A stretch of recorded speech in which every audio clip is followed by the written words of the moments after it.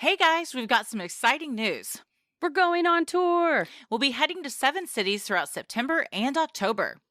Tacoma, Portland, Denver, Salt Lake City, and a Tri-City tour of Texas, where we'll visit San Antonio, Dallas, and Houston on my birthday. Head to Sinisterhood.com/live shows to check out the dates, times, and COVID protocols for each venue. We can't wait to see you on the road. Your deepest desires, your biggest questions. For centuries, people have turned to religion and ritual to find meaning in life. Then, right before the pandemic, a new method emerged, promising a random way to answer specific questions. Is it truly providing direction or just taking its users for a ride? This week's episode is Randonautica.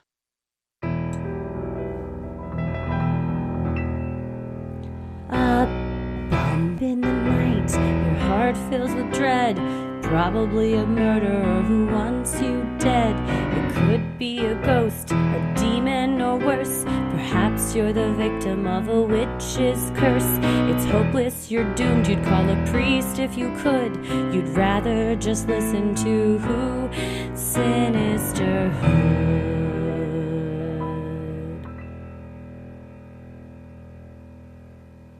I'm gonna kill you. Are you tired from all of our adventures last night?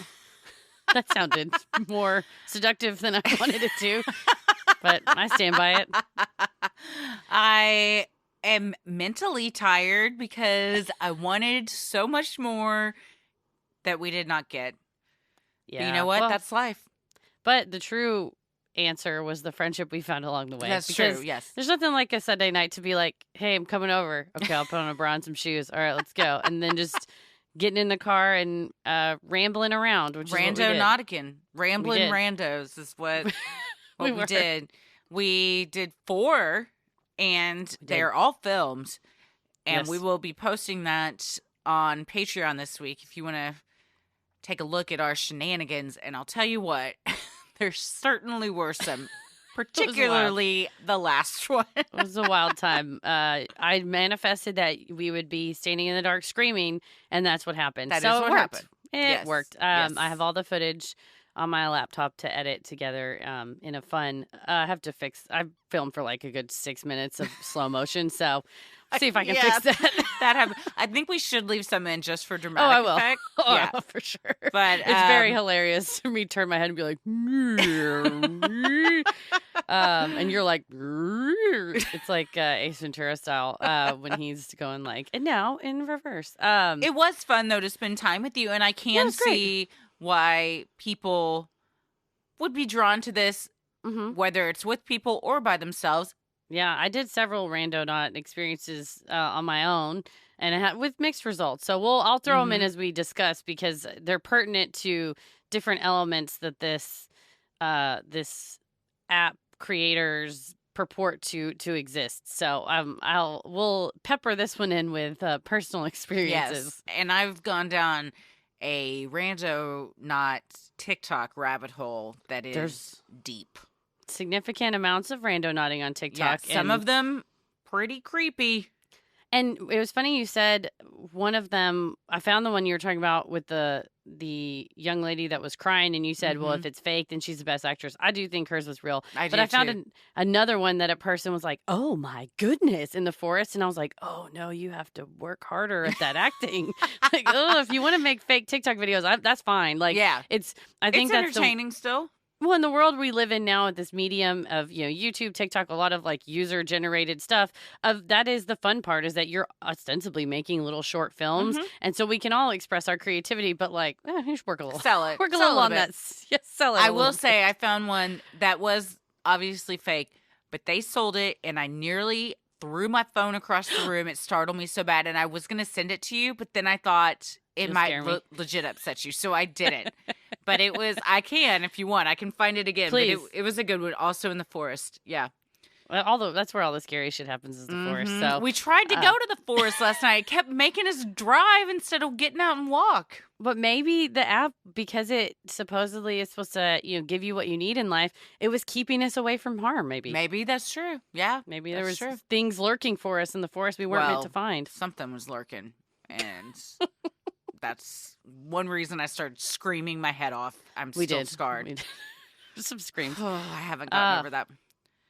Well, this is a very special episode because this is the first one that are getting into it patrons have voted on. We gave 3 options of different episode topics to vote on, and this was the one that the majority chose. So this is for you guys. Thank you so much for voting.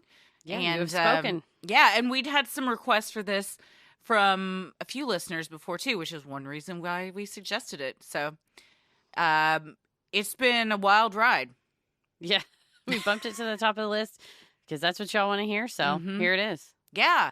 Speaking of thank yous. Oh, yes. We got some delicious fall candles from I just have to say, Candles. Glowco Candles sent, I got Ghost Story, which is kind of toasted marshmallow. And I just love Paris because, for a lot of reasons, but he's very aesthetic driven, which I don't understand why we ended up together because I'm Oscar the Grouch, but he's like very into like aesthetics, visually pleasing, and he saw this candle and I didn't even tell him what it was. I just came in from the post office and put it on the table and he goes, I love everything about that candle. Oh. He was like, from the shape of the glass to the branding on front with the logo and the font, and then he smelled it. He was like, and the smell. I was like, okay. Nice. I mean, I was already sold on the smell because it smells like a toasted Paris and sitting I on the fire. share a brain in that way. That's true. Yes. Yes. You're like things to look a certain way. Nice. Yes. Yeah. Yes. I have Autumn Woods, which is also very nice. I had it lit the other day and I walked in the living room. I was like, I am willing fall. I am manifesting fall right now. Smelled delicious. Also some little soaps. I got oatmeal latte. Mine is ginger snap. Ooh. It's trying hard not to eat it. I know, right? I was like, I'm going to melt this down, eat it, or drink it. It smelled like such good coffee. Also, some wooden DIY kits. These really cute, like wood burn signs that came with little things you could glue to it, like little different shapes and designs from Crow and Coop. They made one for Ella. They made some for us. Mine says "Keep it creepy." Me too. Yeah, I love it. I might put it in the studio. Yes, and you get to paint them and stuff, and it's super cute. And Ella's very excited about her. There's like some little wood cut out ladybugs and butterflies and pigs to put on her sign. So gotta have the pig. Thank you guys, and thank you for thinking of Ella. That's so very sweet when you guys do that. Well, this week we're doing Randonautica. It's all the rage on TikTok.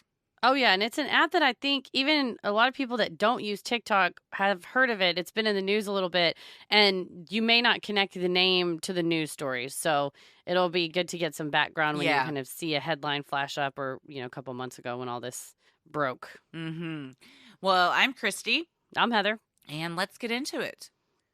In January of 2019, 29-year-old circus performer Joshua Lingfelder was chatting in an online fringe science group on the messaging platform Telegram when he discovered something of particular interest: the Phantom Project. Developed by a group of programmers, the initial purpose of the Phantom Project's code was to randomize the outcomes of online gambling. However, Joshua saw the bot's greater potential and absorbed the project's theories about how random exploration could break people out of their predetermined realities and how people could influence random outcomes with their minds, according to the New York Times. The following month, Joshua created his own bot in Telegram called Randonautica that generated random coordinates, believing if users followed them, they would discover meaning in what they previously perceived as everyday randomness. He based the concept on Guy Debord's 1950s theory of the derive, where people would go on random walks in an attempt to change their perspective, following wherever their unconscious minds led them. You know what? There's nothing better than an ethos. It's just, you should wander around. Fucking who knows? Just go for it. I mean, what we'll see is, like so many things, this is like chaos magic, like manifestation, prayer, the secret. Visualization. Yeah. Visualization. It's all just another way of doing that. But these people have made a ton of money. I mean, but also churches selling The Secret. The book, The Secret's Secret. made a gazillion dollars. Yeah. Yeah, they sold money. There's people that sell workshops. It's just all that, it's kind of like we're all searching for meaning, and we're all, we all have our own vices. It's like judging someone for, drinking soda and you eat candy, whatever. So it's like I'm drinking a Diet Coke right now. Got another one on the desk that I finished earlier. So, yep. I'm drinking a pumpkin cream cold brew right now. So judge away. I'm like one of those. I'll never but touch I think pumpkin cream. You got to get that PCCP. But yeah, I think it does there. And I will say there is something to be said for changing it up. As a person who I cling to my routines dearly, and even something as simple as where I go for a run or where I go to walk the dogs, it's usually the same, route that I'll go on. And so this app has brought the idea into my mind to take a left turn when I normally would take a right, just to change it up, and just to see what you can see and be more present. Because if you're just on a routine, sometimes I'm just on autopilot and I walk the same route, listening to a book or a podcast or something, and you're not even paying attention to the world around you. So when you are going another way, it does force you to be more present. I mean, how many times have you driven somewhere you've driven 100 times and you get there and you're like, fuck, I pretty much blacked out the whole ride because you're just in your head thinking about something. You're like, I was on total autopilot. But last night when we were driving around, we were in areas, we've lived in Dallas for over a decade now, areas we'd never seen before. We're like, damn, these are some nice-ass houses over here. Where are we? So, yeah, it makes you be more aware of stuff. And like you said, we as humans want to find meaning in things. We want to think that there's some maybe greater power than we, or not even a greater power necessarily, but that our lives have meaning and that we're on a path and, people look for that. So however you want to get there, that's totally cool. And this is just kind of a more modernized way of doing that. Everybody's on their phones already. So, right. I mean, especially like with COVID, like getting out and walking around and stuff, they couldn't have picked a better time to introduce it. Yeah, it worked out. In search of others interested in deviating from their paths, Joshua created a subreddit on the website Reddit in order to make connections. In October of 2019, Joshua got a message from a Randonautica follower who said she felt that the universe was telling her she needed to offer to help Joshua with his mission. That message was from Auburn Salcedo, CEO of Presley Media, an agency specializing in the creation, production, and distribution of branded content. Auburn had been going on Randonautica adventures herself. She began seeing orange cones on her journeys, though in pretty normal places, like construction sites and on roads. Then on one trip, she found herself out in the middle of a cornfield, where she saw an out-of-place orange cone. This experience moved her to reach out to Joshua, according to the book, The Official Guide to Randonautica. So this is the book I was listening to on audiobook while I was doing my first walking randonauting adventure. And as I was listening to this and she mentioned the road cone thing, I, kind of thought, okay, well, of course you're going to see road cones everywhere. And then I walked to my randonauting spot. It was somebody's yard, it was fine. I had manifested. I want to prove that the Randonautica app is real. So okay. I think I threatened and challenged the universe, and it gave me literally a blank field or someone's yard in return. But then, as I was leaving and I was coming around the bend to get back on, walk back to the main road, I saw an orange cone. Well, that's how it proved its worthiness. So and then my mind was like, oh my God, a cone? But it was on a road, and Dallas, the roads are trash, and they're constantly under construction. So, I mean, that's what it's all about, though. You can make connections if you want to make connections. You don't make connections if you don't want to make connections. I think people can draw connections to anything. I mean, it's like, you go looking for something on the internet to prove your point. You're going to find it. If you want to go looking to disprove someone else's point, you're going to find that too. So could there have been meaning in it? If you want there to be, and there's nothing wrong with that. I happened to go that way instead of go the other way where there were no road cones on the other path. So I made kind of a circle, I guess. I didn't go back the way I came. So that was a conscious decision on your part. Right. Yeah. The cone spoke to me. Joshua soon flew to Orlando to meet with Auburn, and the two began to develop the program in earnest. In the last week of February 2020, the beta version of the app launched. The timing seemed less than random, as the app that encouraged solo adventures outside was released just before the global COVID-19 pandemic and ensuing shutdown. In their book, Joshua and Auburn detail the extraordinary experiences of early users who tried the app. For a period of time early on, all users began spotting black cats on their journeys, similar to how Auburn had frequently seen orange road cones. Later, users began reporting that they saw owls more and more often on their adventures. That's when the app developers realized one of them had left an owl statue on top of the server cabinet that generated the random numbers. Joshua then swapped out the owl statue for some salt, and sure enough, eventually someone encountered salt on an adventure. Later, they tried it with a meteorite, and according to the book, 3 randonauts reported seeing UFOs. The app creators interpreted these instances as proof of the app's great power. I want to know the statistical likelihood of someone randonauting and seeing an app in the concentric circle of those who have been abducted and those who love randonauting. Oh, it's a crossover. There's a lot of crossover in that Venn diagram. I'd also like to know how many people randonauted while looking for salt, or while that shaker of salt was on the thing, before somebody was like, hey, I found some salt. Yeah, well, and I don't think they were telling people, hey, I put this on there. They were putting I know, but yeah, still, yeah. I mean, eventually somebody's going to run across it. You know what I mean? Yeah, I don't know. I think it was a circle of salt they said they found, which, I don't know, that sounds ritualistic. Yes, don't do sure that. Does. Don't touch that. But yeah, it's just, as I was listening to this part of the book, I was walking and it was like, you know, we put the meteorite and they saw the aliens, we put the owl, and then I turned a corner and I saw an older gentleman. Owl on a meteorite, yeah, with a salt shaker in its wing. Jumping salt on my head. It's exactly what it was. And it was like, it came at me. No, even more horrifying, I saw an older gentleman with a chainsaw just going to town. And I was like, who's sitting on their server cabinet right now? Oh, yeah. It's Halloween. A guy up there. Yeah. He was very nice. He waved at me. I mean, frequently, I'm assuming that people that chainsaw people do wave. That's how they lure you in. They have to, yeah. Or they're letting you know, like, I'm normal. This is fine. I'm not going to come at you with this chainsaw. Yeah. Did he wave at you with the chainsaw, though?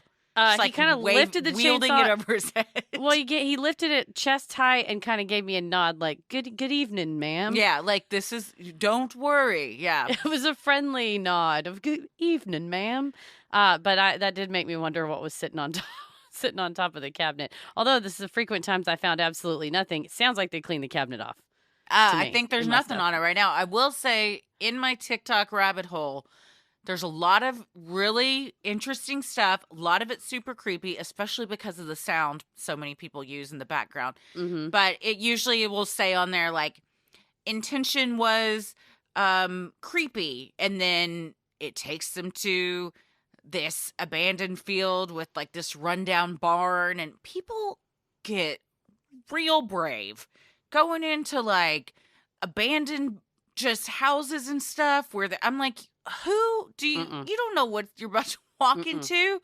One woman walked in and there was like a noose hanging from the ceiling, and I'm like, Jesus, what? You don't, where are you? Yeah. And then this one woman manifested children, I think, or something childlike. She's out in the middle of a field. All of a sudden she comes upon an abandoned school bus. I hate it. And she just opens it and walks in. I mean, there's shit everywhere. I'm like, it was daytime, but she's also by herself. I'm like, you don't know what, I mean, regardless, I mean, like, animals aside, True.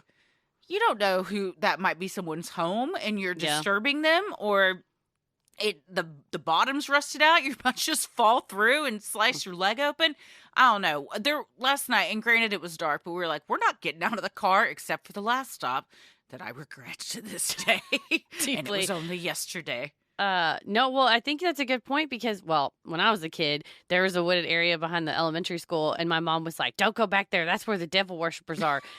And I think that was just code for unruly teens. Right. But you just never know who you're going to disturb, what you're going to, what you're going to come upon and everything. But, and I was looking for an adventure like that when I was solo randonauting, and the one I came to empty field, another one it sent me to, I manifested a good bit for the show, and it took me to White Rock Lake Park. It was daytime, and the point was across a creek. And I was like, I'm not going to do that. I'm not See, going. that would have been a good bit because you would have tried to cross. You would have fallen in. We would have had it on film. So it was trying to get you to do something. I know the app was trying, and I was refusing. I did see a turtle, which was fun. I don't know Well, that that's it was a fun. good bit, That's a good but bit. Did it tell you a joke? It did not. I tried to poke a like piece of trash with a stick because it looked like a floating bag, but I couldn't get it. So I almost did fall in, but I didn't because I thought, well, there's a lot of feces in White Rock Lake, so I'm not getting in that. So I felt like that was a bust, and then I said, okay, I'm going to manifest anything. I just want an object, something tangible. So it sends me to this grass baseball diamond. And I'm like, okay, there's going to be a baseball, a razor blade, an ink pen. I don't care anything. A rock. Doesn't matter. Razor blade. I don't know what kids do in parks. This is Dallas. Yeah, I mean, it's not out of the question. So I go to this baseball diamond, middle of the day, park in front of somebody's house and walk over. It's the cleanest fucking baseball field in my life. I mean, there's not scrap an object to be found. No, there was nothing. And I went directly. It put me right between the pitcher mound and the, where the batter would stand. Did you dig? No. Maybe that's what you needed to do. You got to take a shovel on these things. Dallas Parks and Rec employees are like, ma'am, you actually can't. And I'm like, you don't know. My object is down here. I'm randonauting. Thank you very much. Yeah. I think that's if the you thing keep digging, you'll find something. I don't know if, like when we were doing it, do you have to find the exact spot on the GPS, or is it just like in the vicinity of that area? Because sometimes people will be like, this is where it took me, and then they kind of look around and then they find something. So, well, I mean, I didn't run the bases, but I looked. I mean, again, it was grass. It was just all grass. Base is kind of an object. They weren't like they didn't have like the pad thing. It's just the little. I mean, it was ungrassed area. Paint, I guess. Yeah. Yeah, and it stuck me between two of them, so it left me between two bases. Well, that's a metaphor in itself that you got to figure out, Sinisterhood will be right back. There is so much going on in the world, whether it's stuff you're excited about, like we're fixing to go on our fun tour, our first leg of our Super excited about that. Or stuff you'd rather not think about, like, I don't know, all the unpacked suitcases from all my previous trips that I have to go unpack. You can't always control the vibes out there, but you can always control the vibes in your head with a pair of Raycon wireless earbuds in your ears. The magic of a wireless earbud is I love a good wireless earbud because I am a clumsy person and there's nothing like accidentally yanking my headphones out with plugs and cords. I hate it. So I got to have wireless, and because I also walk around a lot when I'm listening to stuff. Yeah. And then also if you're like Tommy and I and you're bathing kids and you don't want a bunch of wires, but you still want to have one earbud in to listen to a podcast or music or whatever, you can do that and not be endangering anybody by leaning over a tub of water.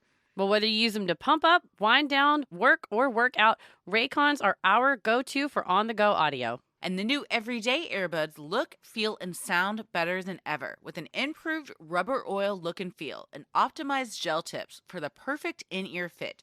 These are impressive before you even start listening.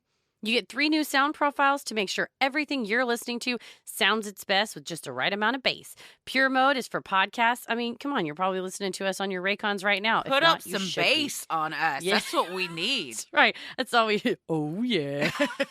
Balance mode, it's also for podcasts. Everything. Just you should always listen to us. We need some balance.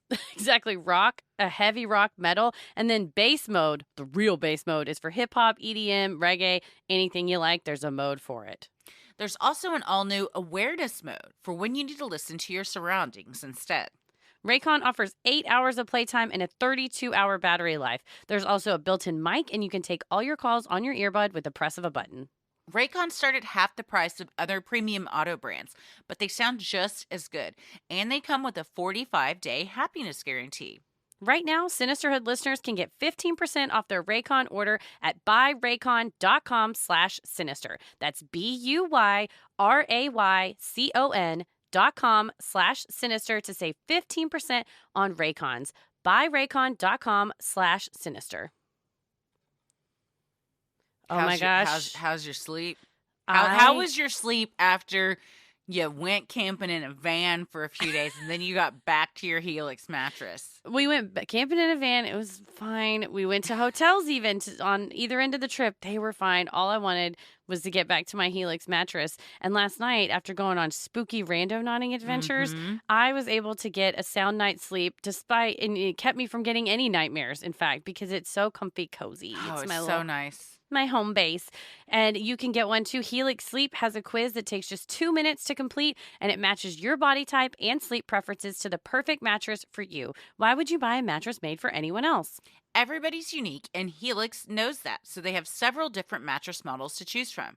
Soft, medium, and firm mattresses. Even mattresses great for cooling you down if you sleep hot. It is still an average of 95 degrees a day here in Texas, so we are very much about that cool mattress. I took the Helix quiz and I was matched with a Moonlight Luxe mattress because I wanted something that felt both soft and firm because I sleep on all the things, on my back, my side, and my stomach. So I had to have something that comforts me no matter how I'm sleeping.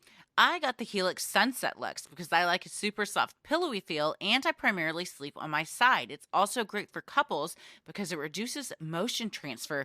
If you got a partner like me that flops around like a baby seal in his sleep, you don't wake up anymore.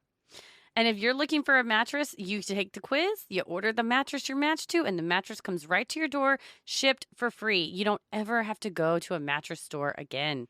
Just go to helixsleep.com/creepy and take their 2-minute sleep quiz. They'll match you to a customized mattress that will give you the best sleep of your life. They have a 10-year warranty, and you get to try it out for 100 nights risk-free. They'll even pick it up if you don't love it, but you will love it. Helix is offering up to $200 off all mattress orders and 2 free pillows for our listeners at helixsleep.com/creepy. The pillows are fire, y'all. I love my pillow. I snuggle with my pillow. I do too. I snuggle it. It's the perfect size to spoon.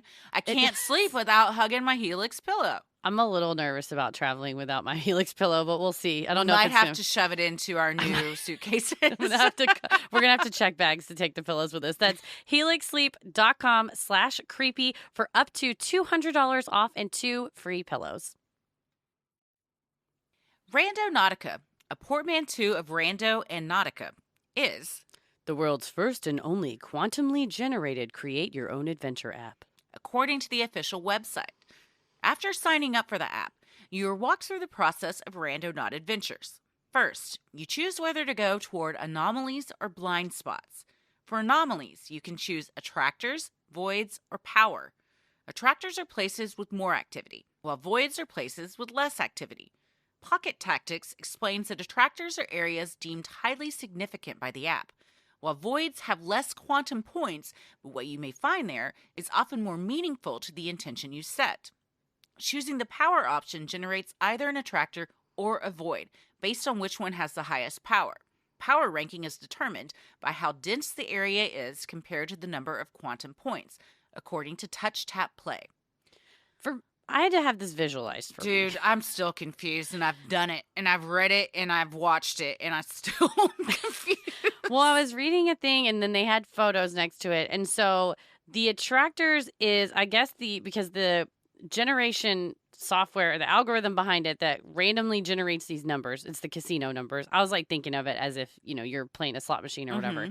So the attractor points are the ones where it's more likely that those numbers are going to come up on the slot machine. You know what I mean? So and that's what quantum points refers to. Like next to each other. So if you're pulling the slot machine handle and it comes up, point A, and then point A1 is right next to it, A2, A3, A4. They're not the same point, but they're all kind of like right on it. And then when you pull the slot machine handle and you get the royal flush finally, and it's like rare, that's the void. It's like it doesn't usually happen. So I read a thing about it, and I was looking at this imagery of darker clusters and then lighter clusters, and the darker clusters where it's more likely to land more often are the attractors, and then the lighter clusters where it was less likely to land was the void. So I was like, oh, it's like a pair of twos versus a royal flush. So I had to think of it in gambling terms. Yeah, well, to think of it how that's what the app was originally, or the code was originally designed for, so it makes sense.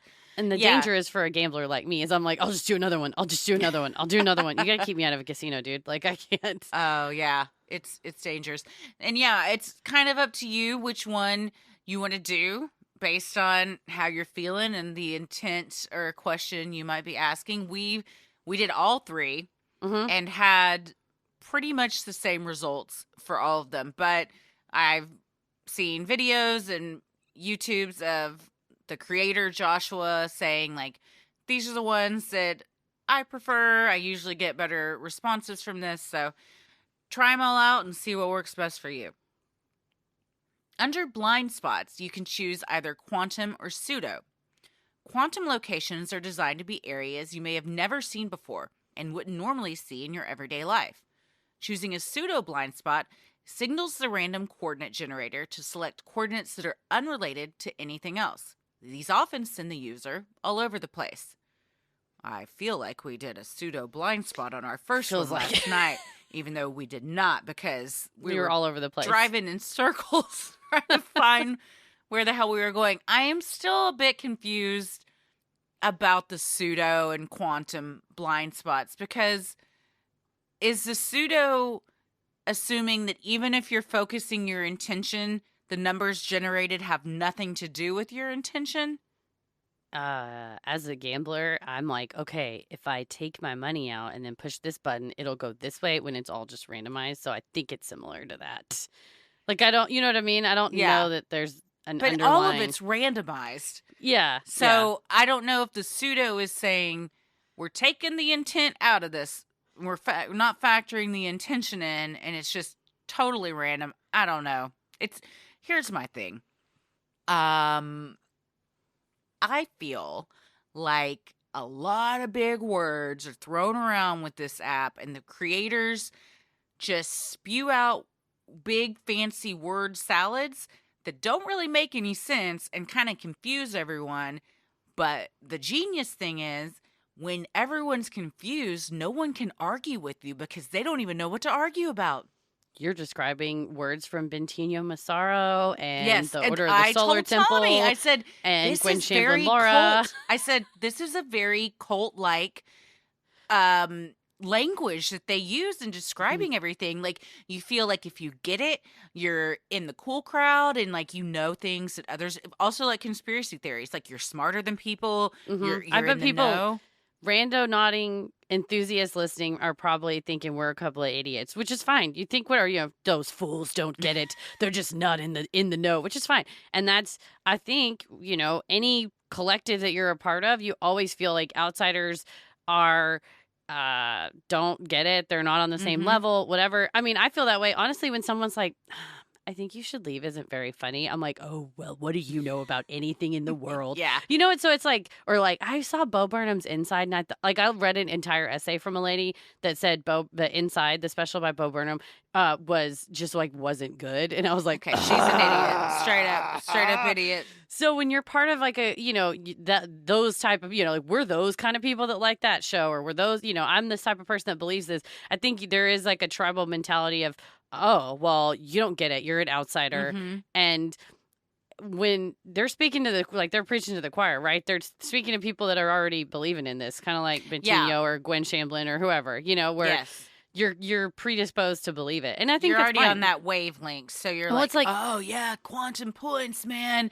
I totally get like this. I'm going to do pseudo and we're going to find some quant points and I'm all about the meta mind matter. I'm like, I don't know what anybody's talking about. I mean, I would read things 5 times. I'm like, I still don't really.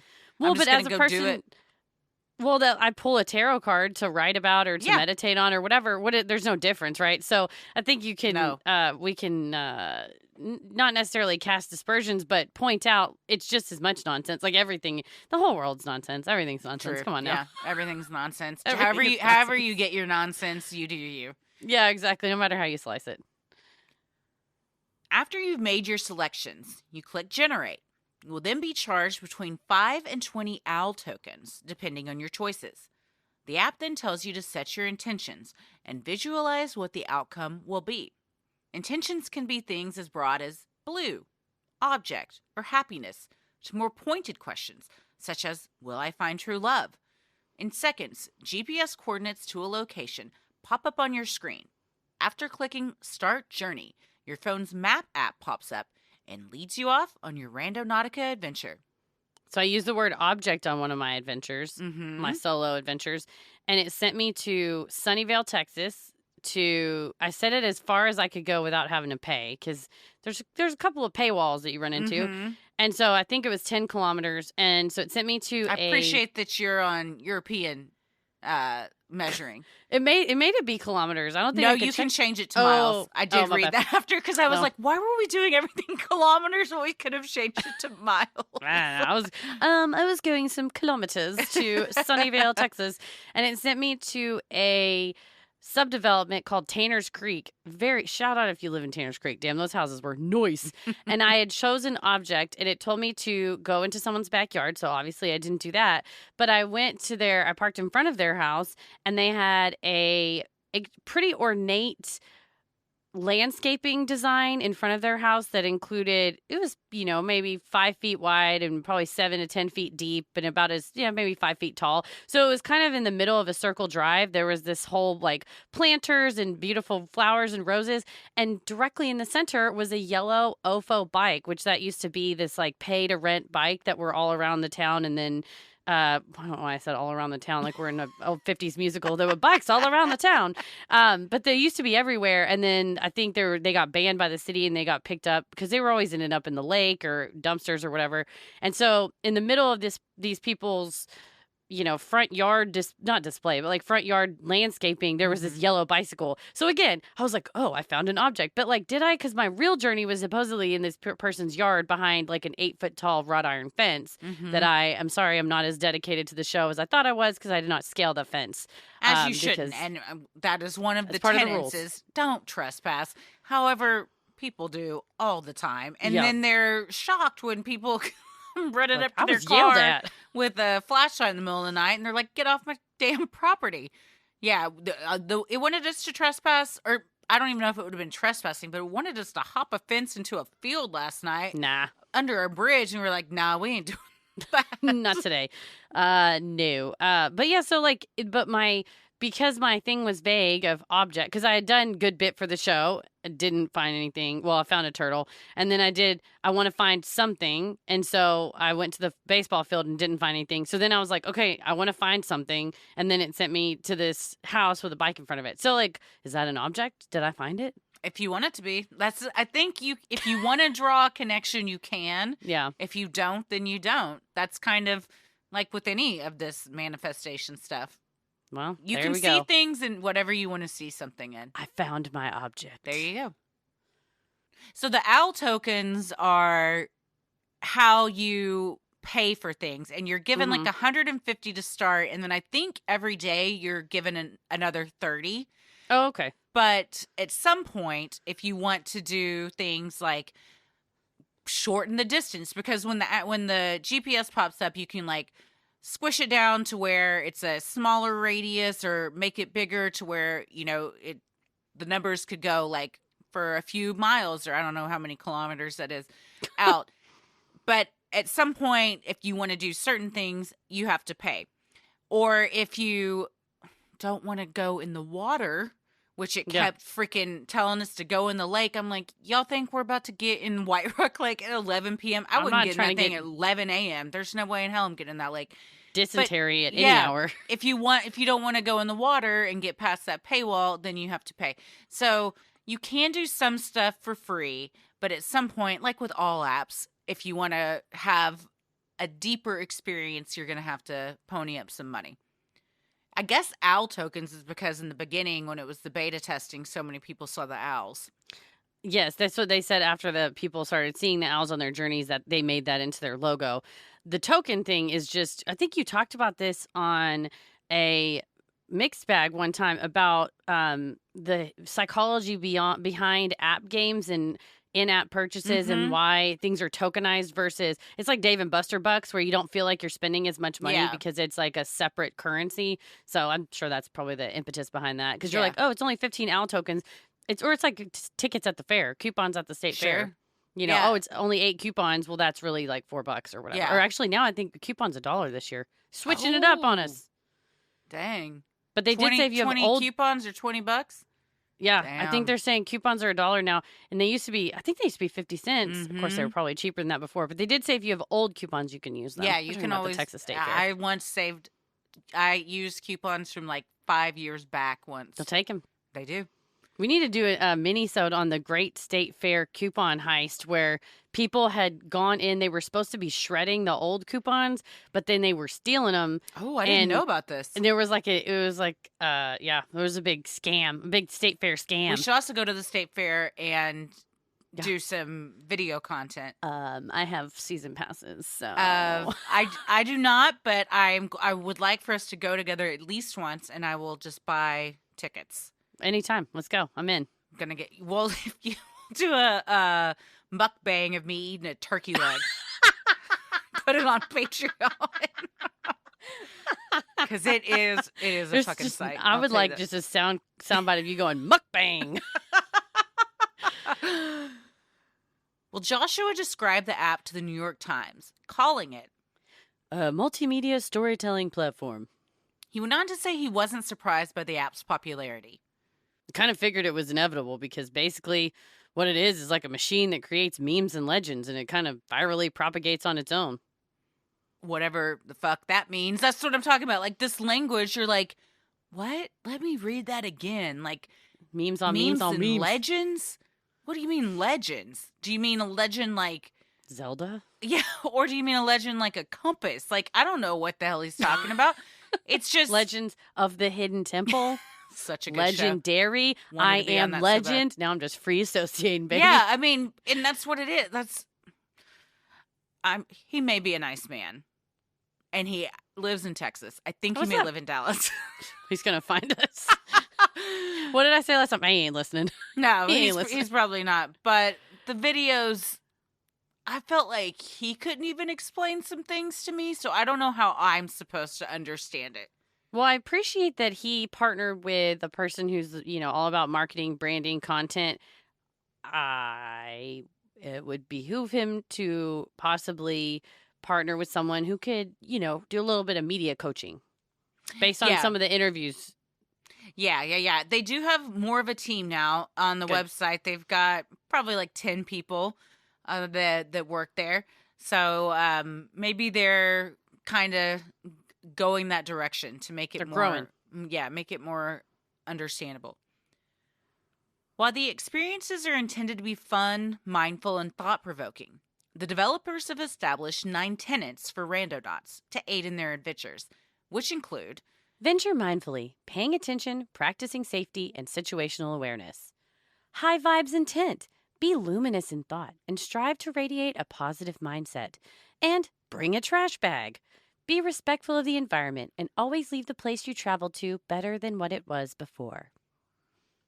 I can get on board with that last one. Oh, yeah, there's 9 of them. They're all pretty good. We just picked a couple because we don't want to read the whole thing. But, yeah, especially bring a trash bag. And actually saw on the Randonaut subreddit that a fella said, he and his wife went out. And I can't remember if, what their intention was like adventure or something.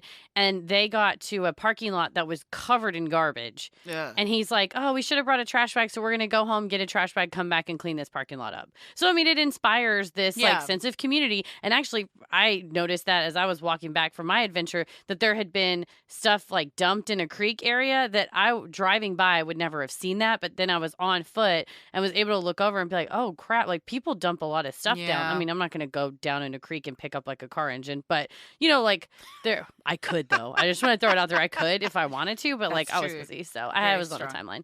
But it does the whole bring a trash bag thing. It does again. The whole app, I think, causes you to be more present and be more aware of where, even if it's an adventure 1 kilometer or 10 kilometers from your house, that you can see something in a different way. For sure. Try to make it better. Users can also share their adventures directly in the app with the Discover feature. One entry posted by a user in Tennessee claimed their stated intention was to understand. The caption alongside photos of a sunny day read, the coordinates led us to a field of yellow wildflowers. There was nowhere to park. I believe I saw a vampire. Or 3, actually. I drew a description. Oh, Christ. It's just so good. It was just so, This is when you messaged me and said, it's like 1 a.m. I was can't like, wait to hear your take on this episode. There's so many holes in this.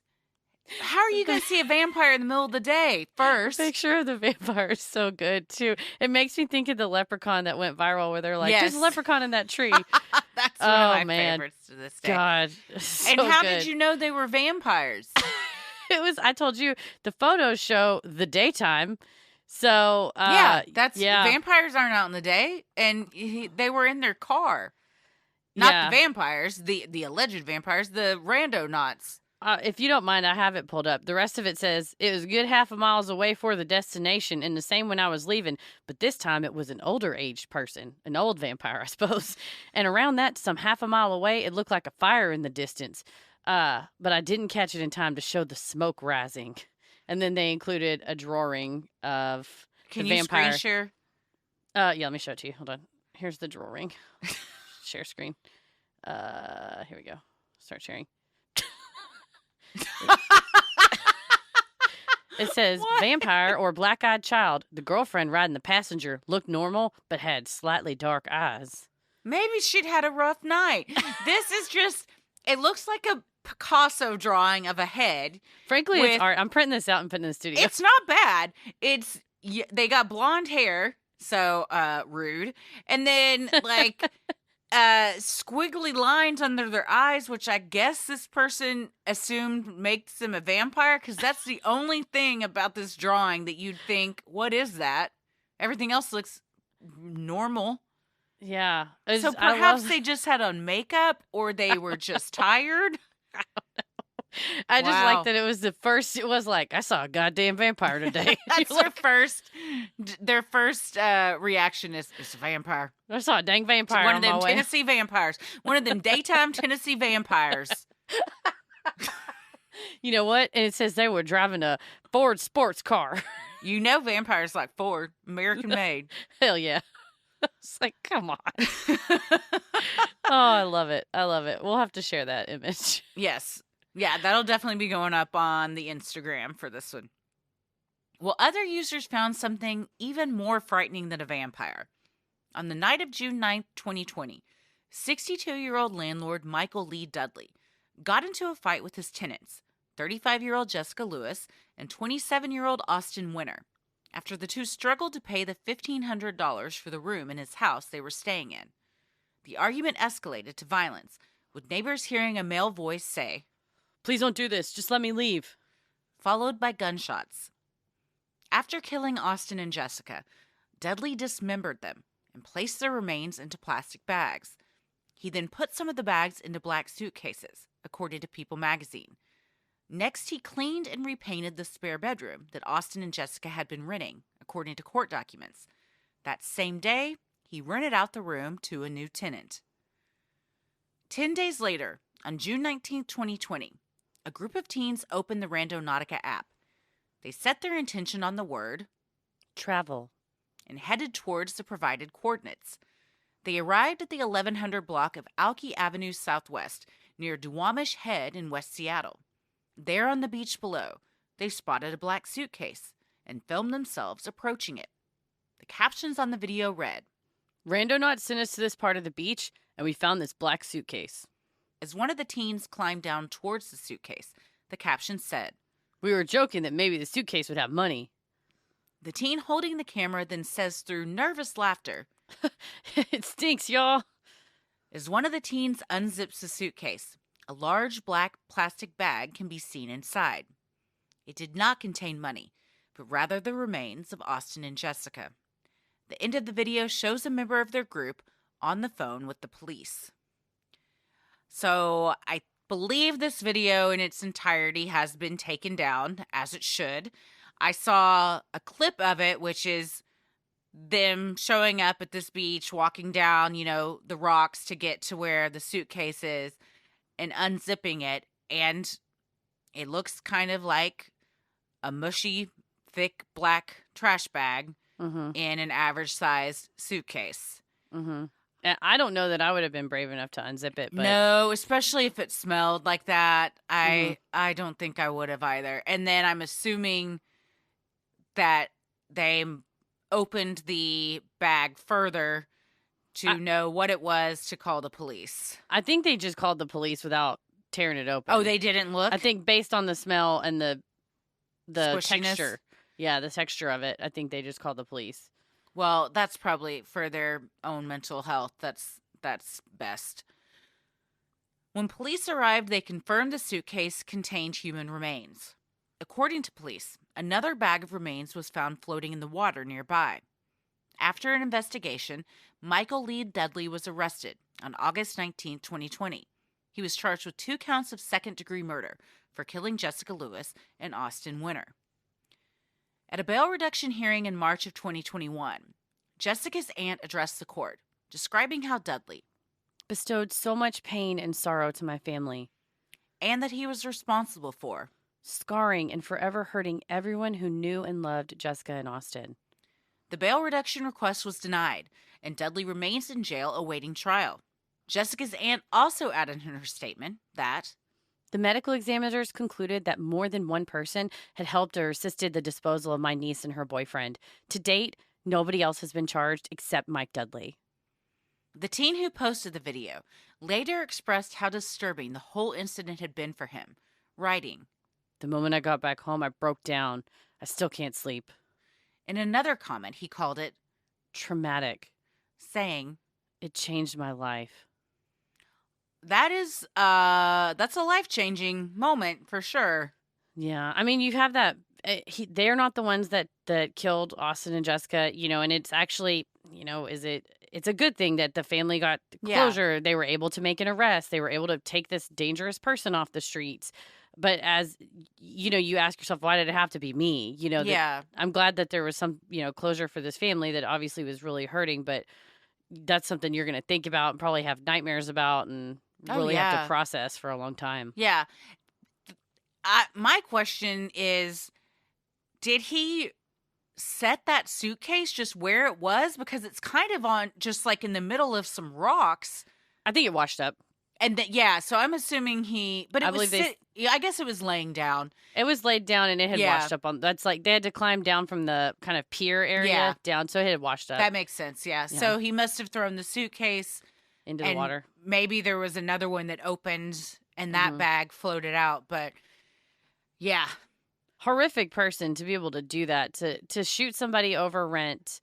Yeah. When, and at the time, the CDC moratorium was in effect, I think. I'd have to go back and check the timeline. But something as simple as just, it's rent, and that's not somebody's life to take over that. And also to then, you just repaint the room and rent it out that same day. Well, and dismember them. And that's why I agree that there's probably someone else that was involved because that is a task.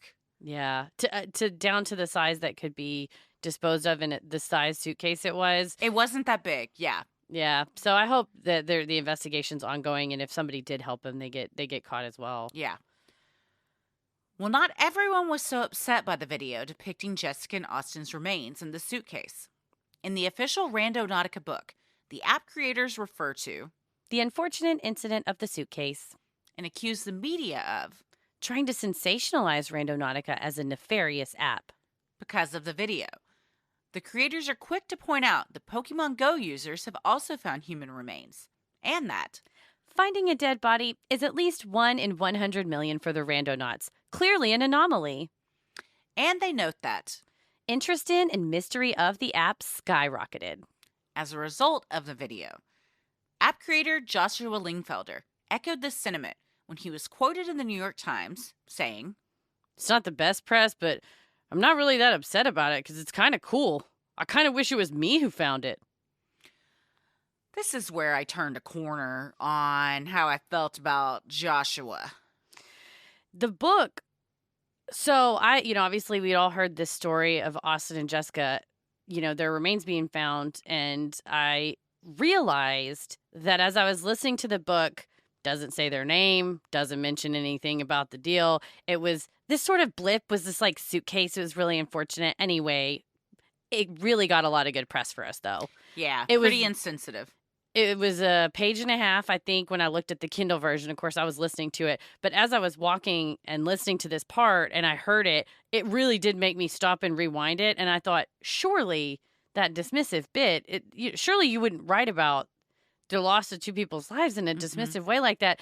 And then I was watching this Inside Edition clip and then reading the New York Times article, and the attitude was not great. Like I said, there needs to be a little bit of media training of we are this, using the victims' names, talking about, we understand this must be traumatic for the teens that found it. Not, I kind of wished it was me who found it. It's kind of cool. It's kind of cool that people were cool cut about up that. Yeah, into a suitcase. I don't think the families think it's kind of cool. I don't think the kids that found them think it's kind of cool. It's very insensitive and myopic. It's a great way to put it. And it, like I said, it read, maybe that wasn't the intention, but the tone in the book was, listen, it sucked, but it was kind of great because we got a lot more users after The this. whole adage of, well, there's no such thing as bad press. Yeah. Yeah. Not my favorite. Not my favorite part that I read. Yeah. Well, I was telling you about another TikTok I saw, the one we mentioned earlier, where if it was not real, that girl is a hell of an actress, but I really do think it was real. I do too. And it's her image, because she's sobbing, has been shown on like little YouTube clips about TikTok and stuff, so you may have seen it. She is sobbing in her car at night, and her and her friend had just gone on a Randonautica adventure, and their intention was death, which they got a lot of hate comments because people were like, what did y'all expect? Why were you, like, you're just inviting trouble. And when they were driving on their way to where it was taking them, she saw a body laying in the gutter, and a woman was there holding it, and the guy had just been shot. And he was bleeding, and they were like the first people to come up on this scene. So they called 911. Her friend like took his jacket off to help stop the bleeding. They had to be interviewed by the cops, and she was hysterical, understandably so. That's a very traumatic thing to see. People in the comments were, like all TikTok comments, you're either great or, God, leave the country because you're never going to recover from it. I really got to block and delete a lot on TikTok because they're bold, man. Yeah. The amount of epithets and rude things I've been called. Oh, see, I've posted 2 videos. They were each of my kids. I dare you. I will take you to the ground if you have anything to say rude about those videos. I don't ever post. I just like to watch it. But, some people were like, what did you expect? Some people even blaming her, like, y'all caused this, and then other people coming to her defense. Like, she's young. They didn't think it was this serious. Like, of course you didn't cause this, No, I think they encountered it, but I don't think that someone got shot because she thought that. No. And, like, if you want to draw the conclusion that they manifested death so they came upon that, okay. It could also be totally random. Yeah. And there's been a time I was driving in downtown Dallas and I saw somebody collapse and I called 911. I'm like, someone has collapsed. It was super late at night. It was not an area I was comfortable getting out of the car in, but was able to call 911. The police showed up, and I didn't say, okay, that night I want to see somebody get injured and get out, Right. But if it happens and you come upon it, she did the right thing. You call an ambulance, get them help and everything. So I don't like to think I caused that, because I just happened to be the one driving by, and a ton of cars just kept driving, and maybe you didn't even notice. And you were the good person to help. I saw a guy dying in Tom Thumb parking lot.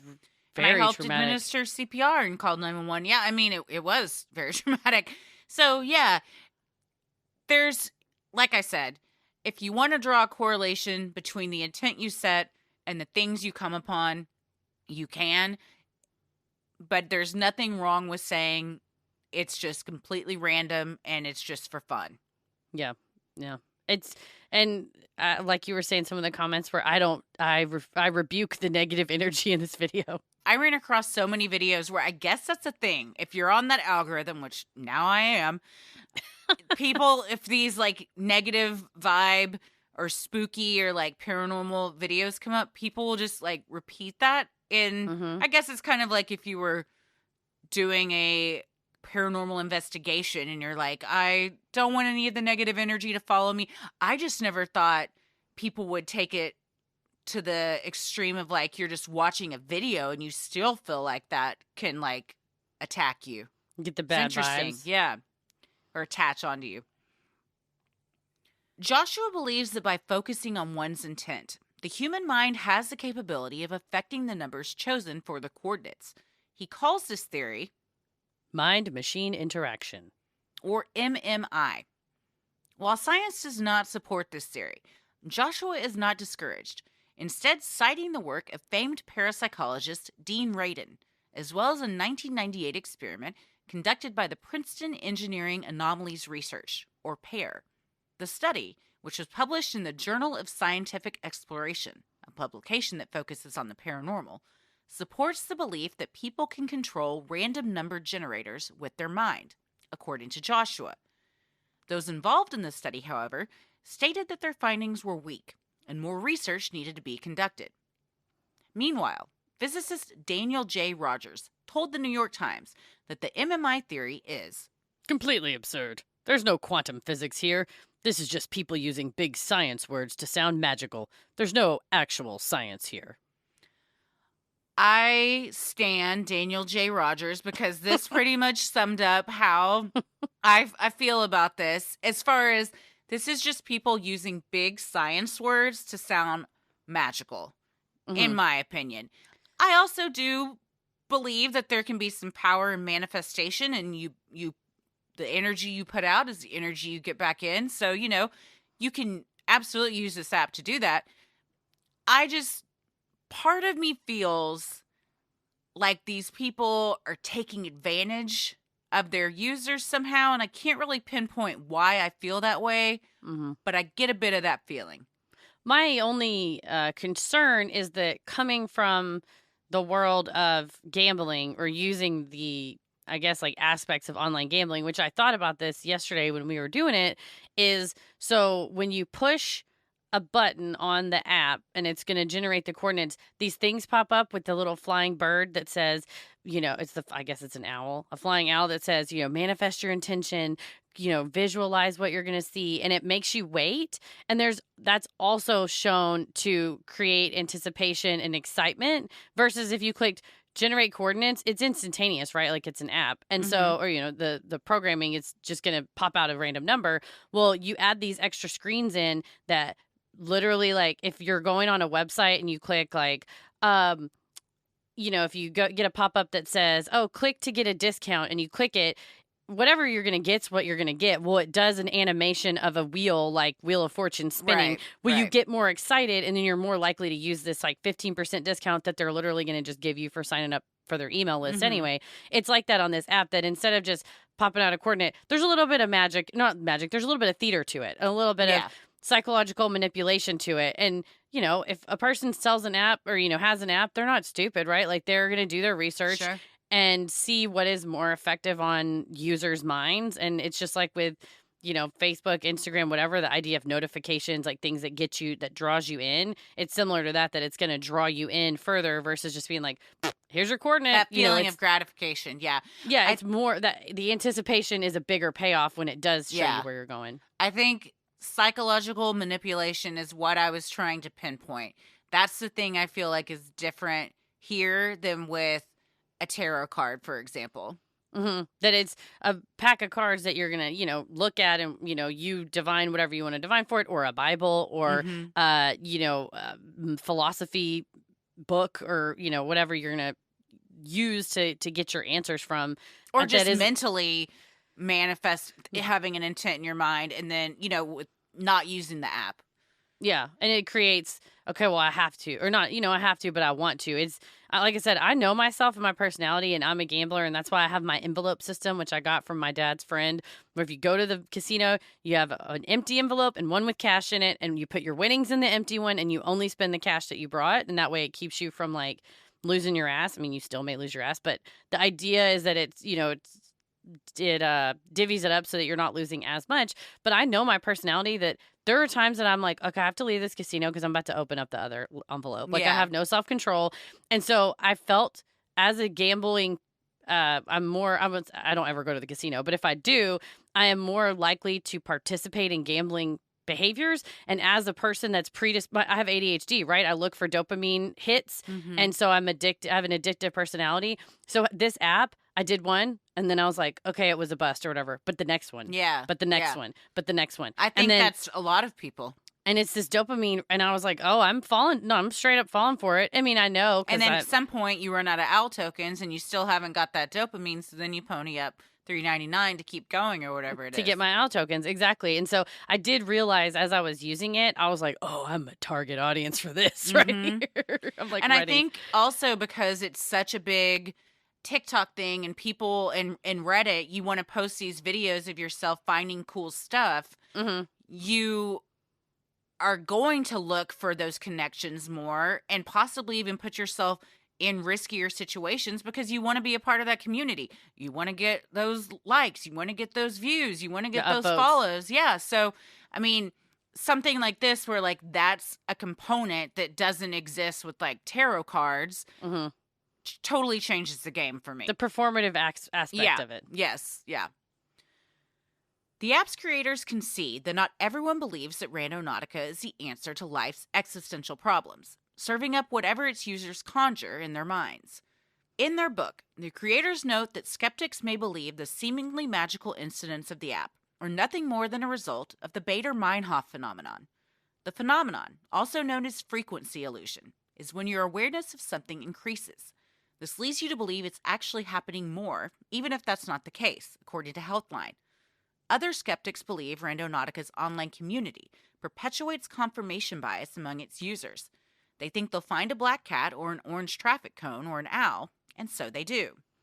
And I actually, as I was going to, and I found the orange traffic cone, I had this thought occurred to me that, okay, if I wasn't doing it for a bit for the show, if I was wanting to be a part of a community and everybody said, well, I saw a cone on my trip, that I may be incentivized to say, oh my gosh, so did I, whenever, or like, not that everybody has to show receipts all the time, but I mean, I'm telling you what my manifestations were and I'm telling you the answer of them. And I took a screenshot of everything and I saved it, which, by the way, can I just point out, you get on Randonautica, it tells you to pick a username. So I picked my same one that I have for everything, Heather versus the World. Then it assigned me a second username, which was Hucky Fornicator.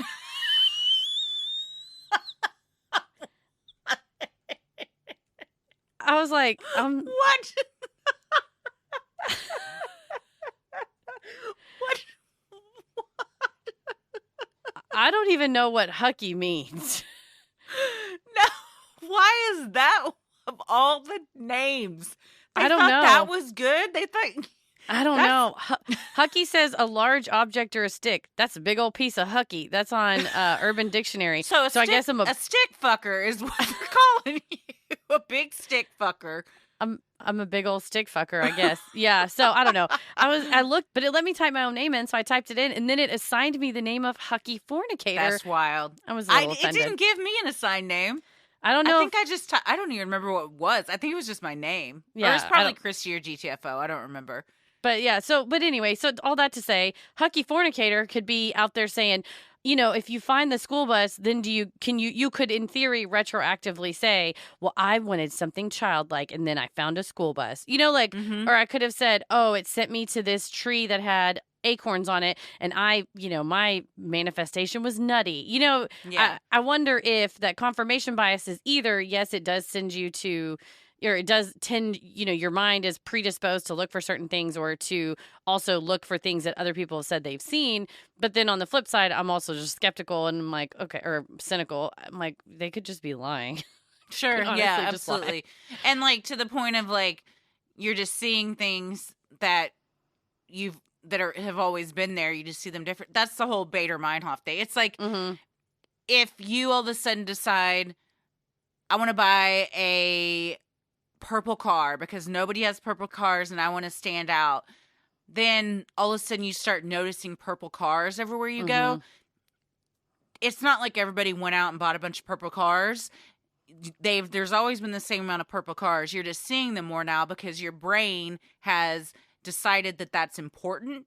So because your brain is filtering out stuff that is unimportant or that it deems unimportant all the time, because there's so much stimulation in your day to day that you can't like take it all in. You take in what is important and that you feel like is necessary. So then if you make a connection that like this is now important for me, it starts showing up more. I saw a thing on CNBC that everybody's wearing Crocs now. And now you're going to see Crocs everywhere, invest right? in ugly shoes. That was the whole bit. And one of the guys on there, Dominic Chu, who I love, he always wears sneakers with his suits.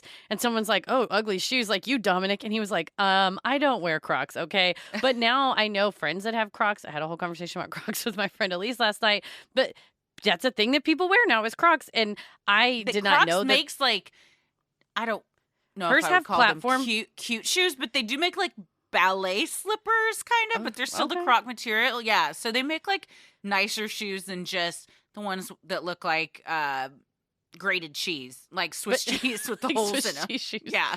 Now that's a shoe I want. But once I heard that and they said, oh, they called it the ugly shoe trade. Like you should buy these companies that make Crocs or similar, that type of design. Then I did start noticing at the store, its majority is kids, but I've also just noticed just other people, like folks just wear Crocs. And I'd never really thought of that before. I wore Crocs at Magic Time Machine when I dressed up as Minnie Mouse for one season. I decided like to be black Minnie. Crocs or red Crocs? They were red, yeah. I Yeah. wore, which I don't know was Minnie Mouse appropriate, but whatever. I mean, that place was loose with what costumes were supposed to be. But, so I just didn't, in my life, I don't see Crocs. I don't think about them. But then once I heard that, that's Bader Meinhof, right? I just started, now I see Crocs everywhere. Yeah. Yeah, for sure. I see Crocs. Never owned a pair of Crocs. There's always a time to start. Wait, you know what? I'm a liar. I think I have a pair of Crocs that are like cute sandals. Oh, nice. Now that I think about it. I'm not here to front like I had real Crocs. These were Walmart off-brand Crocs. These are Equate Crocs. They're Crooks. These are Crooks. Sinisterhood will be right back. This podcast is sponsored by BetterHelp Online Therapy. You may not be feeling down and out and depressed, or like you're at a total loss. But if your stress is high, your temper is shorter than usual, or even if you're starting to feel strain in any of your relationships, you could probably use the chance to unload. When there are things you can't tell anyone or feel like you can't unload to family and friends, you need to unload it, and that's what therapy can be. BetterHelp is customized online therapy that offers video, phone, and even live chat sessions with your therapist, so you don't have to see anyone on camera if you don't want to. It's much more affordable than in-person therapy, and you can start communicating with your therapist in under 48 hours. Unload the stressors and get some unbiased feedback. You'd be pretty surprised at what you might gain from it. See if it's for you. This podcast is sponsored by BetterHelp, and Sinisterhood listeners get 10% off their first month at betterhelp.com/sinister. That's BetterHelp.com/sinister. Christy, adulting is bullshit. Things like packing are ruining my life right now. Yeah. It's an onslaught of WTFs, but this wonderful subscription box says everything I need to say about life, so my mouth doesn't have to. Smartass and Sass is a monthly subscription box that brings snark and sass right to your door. In the last one we got a little cute like wooden block that was painted. Oh, you got your little your wine glass there. Punch today in the face. Yeah, and I punch today in the face. I filled it with orange. What is orange? Shit, pumpkin cream cold brew. I got a little wooden decorative block that you can either set on your desk or hang on the wall, and it's painted with cute flowers, and it says, "Who left the bag of idiots open?" You know what? It's appropriate. I'm about to use Don't Kill My Vibes. It's this fold-over zipper bag that's part canvas and part vinyl, and I'm going to put a ton of stuff in it when I travel. Me too. And I'm drinking out of my Punch Today in the Face cup. And then I got some socks that say 100% that bitch. Me too, yeah. I will say about this little sign. So Ella asked me, "What does that say?" And I said, "Well, it says, 'Who left the bag of idiots open?'" And she just paused and she goes, "Who did leave the bag of idiots open?" And I went, "Great Girl, question." if Ask we only knew. myself that every day. If only we knew. Yes. Smart Ass and Sass items are curated and tested by the S&S team, a group of really mouthy mofos who can't stop laughing at their own dank sense of humor. You can choose from 3 levels of subscription. T-shirt only, which is 1 T-shirt a month, the box only, which is 6 to 9 smart-ass items, or the best deal of all, which is the big box, which is the shirt and all the items. You can subscribe at smartassandsass.com and use code CREEPY for 25% off your first subscription box. Boxes ship on the 18th of each month. And you can also follow Smartass and Sass on social media for your daily dose of attitude, updates on special sales, and product highlights from the shop. Skepticism aside, there are some real dangers that can occur if the app is not used safely. The Randonautica terms of use require parental consent from minors that wish to use the app. However, the consent is collected via email, allowing for the underage users to easily gain access. Child protection organizations like Know and Tell caution parents against letting their kids use the app, as it not only has access to the child's location, but then sends them to potentially isolated and dangerous areas. Yeah, that's not a great thing that should be happening. That's kind of a lot of people's dream for just a child to be wandering the streets looking for something in a desolate area. A vulnerable kid out somewhere where they can't yell to get help because they're in an abandoned school bus in the forest. Yeah, not ideal. Not ideal. No. While the Randonautica website has a list of safety practices, including never ever trespass onto private property, stay totally clear of dangerous areas, and only adventure during the day. A quick search on TikTok shows that these rules are often not followed. Similar to when randonauts found human remains, Joshua does not take responsibility for the dangers app users may encounter, telling the New York Times, "Is Google Maps liable too for giving them directions? At a certain point, if somebody wants to go out of the way and harm themselves, they're going to do it, whether it's with Randonautica or not." Yeah, a PR firm would be a good move for these guys. Give them a little help. Just a little smoothing out. You know what? If your GPS makes you drive into a lake, it's not Michael Scott's fault. So, yeah, contact Google. Yeah, call Google. Yeah. I mean, come on. The official book explains how the app seeks to utterly destroy the concept of Cartesian dualism, or the idea that the human mind is separate from the physical world. Like with The Secret, manifestation, or visualization, the Randonautica app asserts that your intention is causative and that by focusing your conscious intention and influencing some initial conditions, you can create vast differences in the trajectory of outcomes. Of course, the creators concede this is not going to happen every time, but by focusing your intent, you greatly increase the chances of your intention manifesting. So what do we think? Well, I think we've covered you and I went on Randonautica Adventures, which I'm going to put into a video. And what we can at least just say, they didn't work every time, you know? Nah. The same with my Randonautica Adventures. I was given a blank field a couple times. I didn't get a comb out and comb through the grass to try to find something. And I like to think I try to give it a good shot, right? I said a good bit for the show, something funny. Oh, I did do absurd. I was like, my intention is absurd. And this one kind of worked. The point it was trying to send me to was someone's backyard, like alleyway. And the alley was closed on either side. And so it sent me to the front of the house. Well, when I got to the front of the house, it told me to go around, not through the alley, but on the other street, like the parallel street. Well, when I got to that location on the parallel street, it sent me to go back to the initial point. And when I got back to the initial point, it sent me back around. So I drove around in circles. Yeah, I was listening to Real Housewives recap podcast, so it was fine. But I was just driving around in circles, and then finally I went, this is fucking absurd. I'm going home. And I was like, oh my God, the app delivered. So, like you said, I think we can ascribe meaning when we're in it. Especially if you give it something vague. Then when I gave it something specific, like I want to find an object, I didn't find anything in the yard or in the baseball diamond, but I found a bicycle in that person's yard. But does that count, right? Well, and someone else may have gone to that baseball diamond with object and somehow ascribed meaning to something they found. You know what I mean? So True. I think it's so subjective, which it should be, because it's, the user's specific intent, the personal intent that they're setting.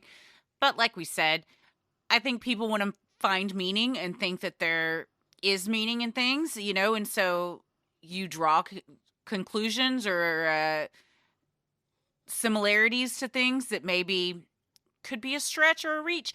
Is there any harm in it? I don't think so. If it helps you make decisions or feel better or whatever, the only thing I can see harm in with this way of doing it as opposed to others is the situations users can find themselves in, where they might be tempted to go into a dangerous area. I mean, we're a step away from someone like falling off a cliff using Randonautica. You know what I mean? Like those drowning. Yeah, those stories are going to come out soon. So I think when they got to tighten up their stuff for minors, I feel. But I think, he has a point of, well, we can't be held responsible if it's just like Forrest Finn's treasure. He couldn't be held responsible that people went out and died trying to find it and stuff. So this is kind of the same vein.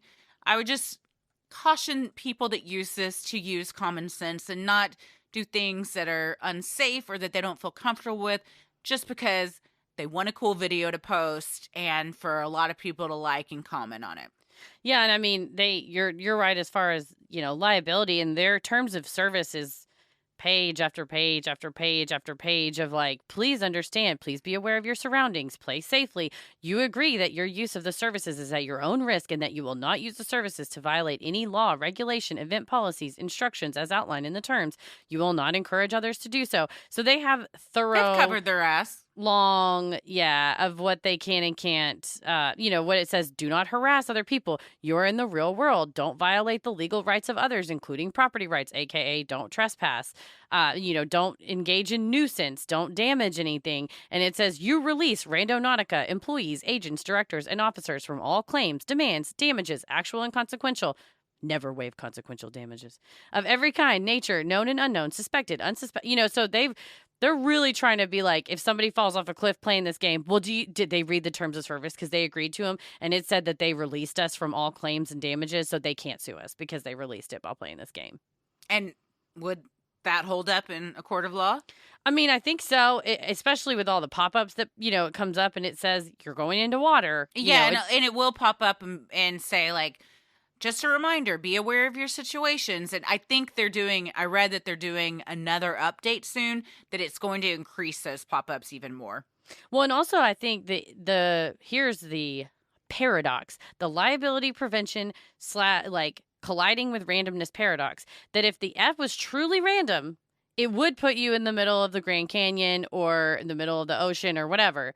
But for safety purposes, I wonder if they have not put like blackout spots, like, okay, this is dangerous, whatever, we're not going to put people on top of a mountain. And so in that case, it's not, then is it truly random? Because now there's been parameters that have been put on it by the app creators. I don't know. It kept wanting us to go in the middle of the damn lake. So I know. I don't know how many and it'll pop up and say, are you willing to get wet? It's like, all right, calm down. Hucky fornicator is not ready to get wet. Hucky fornicators always ready to get wet. But I'm sure there are lots of people that are like, yeah, I'll go swimming out to the middle of this lake. Oh. Which, I don't know. I mean, I really feel like the next we're on the precipice of some bad things possibly happening with this app. No, then the next thing you see is going to be you've died of dysentery. Yeah, exactly. Yeah, we're Oregon trailing it real close here. Yeah, so I think that's yes, I think that it would. There's enough pop-ups, there's warnings, you're taking on the risk. I mean, it doesn't mean people can't try to sue them. I mean, you can always try to sue somebody for anything, especially in Texas. So it's... it's a matter of time before someone's injured and they try to sue, and then you're just going to point to the terms of service. And, it's like with any major litigation, if you see something like that, public opinion's going to be, what is this app? And you go, well, it sends you to random locations. You know where you're going. They're like, well, a person should have known, don't go to that place. So it's, I would say everybody should heed the tenets and heed all their warnings, because at that point, when you're, it's like saying don't whiz on the electric fence, and then you do, and you get zapped, and you're like, well, there was a sign, right? That said don't whiz on the electric fence. Yeah. So I think just keep follow use Hucky common Fornicator. Sense. Use common sense. You listen to Hucky Fornicator. Use some common sense. And if you see a vampire, draw it out for us, because please come on. Especially if it's one of the daytime vampires. I do think though this has a lot of good qualities, and especially right now when people are trying to social distance, and not go to crowded places. This is a cool way to get outside and maybe make more of your time outside to where, going on a walk might not be super interesting to people, but going on a walk and having an adventure, you're more likely maybe to get outside and exercise. So especially if you're like with friends and it's a cool way to see places you may not have seen before. So I think there's a lot of fun and good in it. And just like with anything, just be smart about it. It created a ruse which forced me to exercise. So I went further on my walk than I normally would have. So that's created a win. a ruse which forced me to encounter one of my greatest fears. You screamed so much. Dude, and then I was screaming, fuck me, and you go, stop screaming that. We're in the middle of the street in front of an apartment complex. And then I also screamed, you got to hold the camera and capture it for the bit. And you're horrified. And I was like, no, we're doing it. We're doing a video. I got home and Tommy was like, how was it? And that was the first thing I told him. I was like, well, I'm traumatized. Yeah. So we'll post all that of me just losing my shit on Patreon. But yeah, so I think you're right, though. It gets you out of your comfort zone. It creates, you and I had a hoot, right? We had so much fun. We had a lot of fun. Whatever we did or didn't find, we laughed, we caught up, we were joking around. Yeah. We talk on Skype and we text all the time. We're fixing to be together for, several days, but we don't really spend as much time in person. And so it was a great reason for us to, hang out in person and just, cruise the mean streets of East Dallas. So I think there's, if you're doing it safely, there can be fun things about it. Yeah. Just they need to use some L tokens on a little bit of a media coach for old. I wish it were me that found the dead body. Yeah, put a media coach on top of that server and see maybe if that helps you out. Manifest it. Well, if you guys have had interesting Randonautica adventures, please let us know. If I'd love to see some videos of like I intended this and this happened, and because we were trying to do some creepy ones last night, which I have to say. I was very proud of Heather. She was on board. I think I was more creeped out. Like you were like, let's manifest sinister. And I was like, what? It's 11 o'clock at night. At the haunted lake in the dark. Yeah. So, but yeah, I'd love to see what you guys have. So send them our way if you your have hot any TikToks. Cool stuff. Yeah. Well, we are recording in the future. In the past. We're recording in the past, but you guys are going to hear this in the future. So tonight is our first show for the first leg of our tour, our first live show. How exciting. Should be listening to this on September 15th, which is a Wednesday. And if you are in Tacoma and you're not coming to see our show, that's okay. You can drive to Portland because tomorrow, September 16th, we'll be in Portland. Yes. Or, there's still tickets available in Tacoma. So if you're listening to this in Tacoma or a surrounding area of Tacoma, come tonight to see us because we got some real fun stuff planned. We've never been to Tacoma. Tommy's dad, my father-in-law, will be at the show, was stationed in Tacoma when he was in the Army, and Tommy lived in Tacoma for a while. So there's a lot of tie-ins. Tommy's going to be there too. It's going to be super fun at the Tacoma Comedy Club. Yeah, at the Tacoma Comedy Club. And then the Portland show, Jude, our dear friend Jude Sutton, Day Off, who has designed the tour shirt as well as so many other stuff. Their mom, their wife. We got so many friends coming to that. George Brown will also be at that show. And just Tommy. come to meet. Just gotta come meet George Brown. I mean, he's the man. Come on honestly, come just to meet my father-in-law. That it's worth the price of admission. I promise you. So we hope to see you guys there. Yeah, and we'll do meet and greets afterwards. So you got to get your VIP tickets if there's some of those still available, and we'll meet you after the show. Sign stuff, whatever. We also have. We're gonna have a city-specific topic. So it's not something from far off. It's going to be from the vicinity. And the giveaways.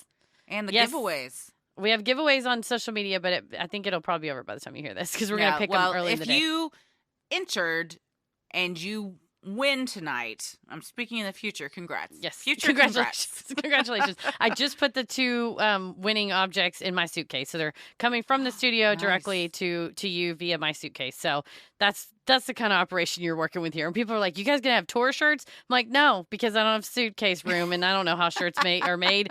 The internet gives them to us. So head to sinisterhood.com/shop. Get your tour shirt in And then Yeah. we'll wear it, or you can wear it afterwards. They're so We rad. also have got some Dallas local improv shows. I'm actually doing a storytelling show at the Comedy Arena on October 2nd. Nice. So I'm going to tell a story with some other great storytellers, and then an improv troupe called Mama Tried. They're a classic Dallas improv troupe. They're going to improvise based on my story that I tell.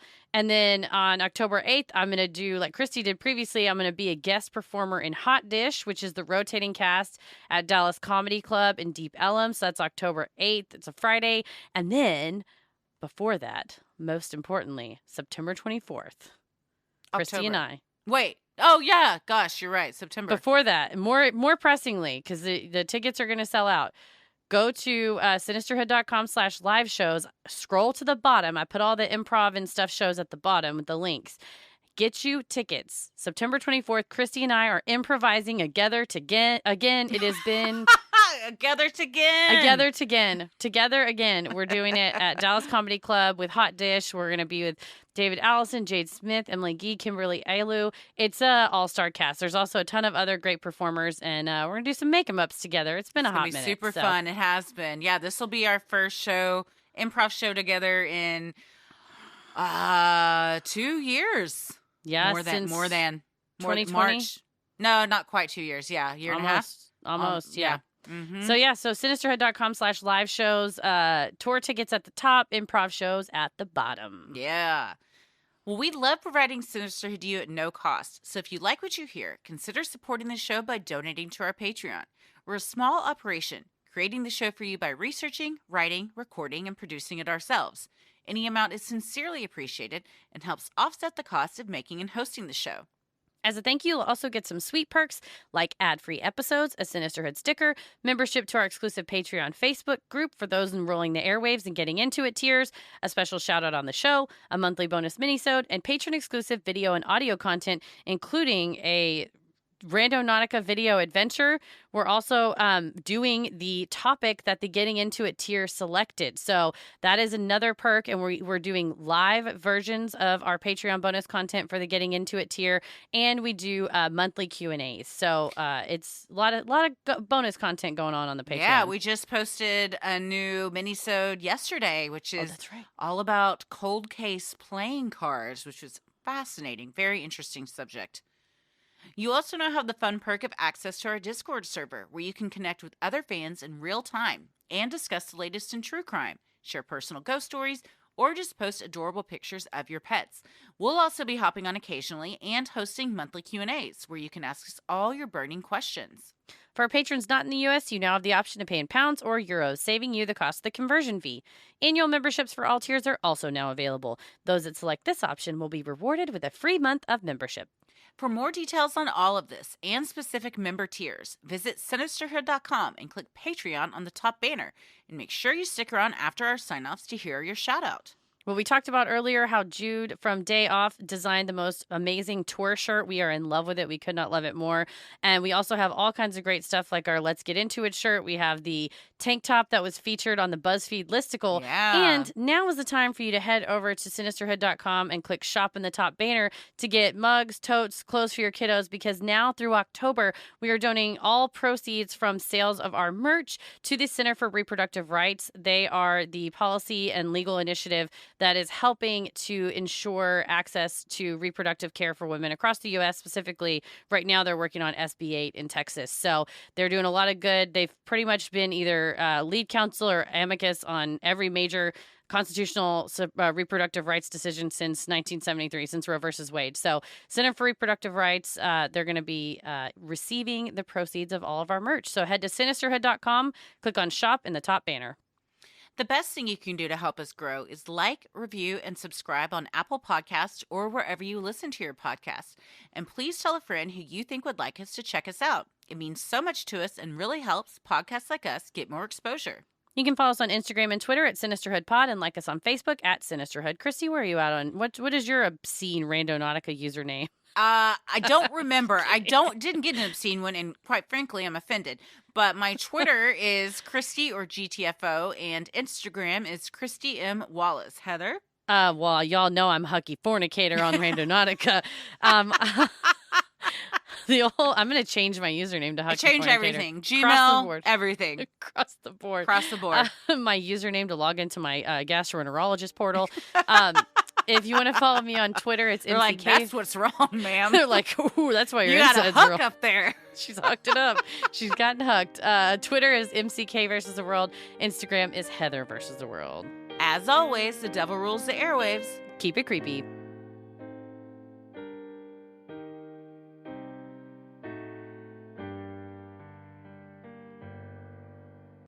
Hey, everybody. Thank you so much for supporting the show on Patreon. Here are your special Patreon shout-outs. Katie Z, Jade, Jamie Burt, Josephine Pym, Katie Hill, Jen Jeske, Carla Hawkinsmith, Mandy Grimm, Jenna Stevens, Lainey Kempton, Maxine Cordell is the best, Catherine Granger, Mayari Angel, Kylie, Beth Cook, Ella Austin, Erosa, Melissa Maria Konstadste, MK Reslinger, Misty Dulovich, Jessica Grantham, CL, Anastasia Bergmeyer, Aurora Schumacher, Lorna Phillips, Kelly Johnson, Vivian McGowan, Jordan, Melissa Brown, Sabrina Hassan, Inoli, Jen Boyack, Katrina McGillis, Guilherme Pinto, Emily, Danielle Tietko,